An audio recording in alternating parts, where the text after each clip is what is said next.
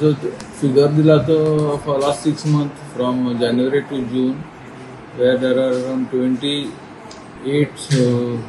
29 patients in our area of dengue. Compared to the last year, it is much less.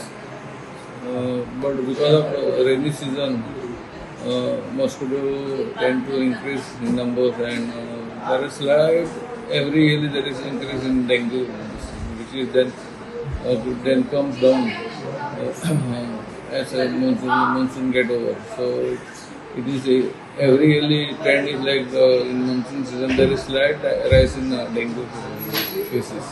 डेंग्यूचे हे रुग्ण म्हणतात तसे जास्त प्रमाणात खंय खंय मेळ्ळा ते नोटिफाय केल्ले असले ती एरिया आमी कॅप्चर करून आमी जॉयंट इन्स्पेक्शन करून म्हाका दिसता हेल्थ ऑफिसर स्वता डॉक्टर दिनेश परब, डॉक्टर शिल्पा टोपले, पूर्ण आमचो म्युनिसिपल स्टाफ, त्यांचे कर्मचारी, सॅनिटरी इन्स्पेक्टर यांच्यानी सगळी कडेन वचून अवेअरनेस घडोवन हाडलेलो आसलो आणि तो ड्रायव्ह त्याच्या अंतर्गत वेगवेगळ्या जाग्यार जाल्ली पाहणी केल्ली ज्या ज्या जाग्यार अशें कितें गार्बेज एरिया आसा थंयसर आमी म्हापसा म्युनिसिपालिटी तर्फे ते एरिया क्लीन अर्जंटली बेसीस म्हणजे प्रायोरिटी बेसीसचेर ते क्लिनलीनेस करून हे केल्ले आसा. ज्या जाग्यार म्हाका दिसता डेंग्यूचे केसीस आमकां पॉझिटिव्हली मेळिल्ले आसा थंयसर तेंची फवारणी म्हणटात तशें फॉगिंग काही जाग्यार गरजेचें आसता त्या जाग्यारूय केल्लें आसता. हेल्थ डिपार्टमेंट आनी म्हाका दिसता म्हापसा म्युनिसिपालिटीच्या माध्यमांतसून बऱ्या प्रमाणे आमी बरीचशी एरिया आमी कॅप्चर केल्ली आसा.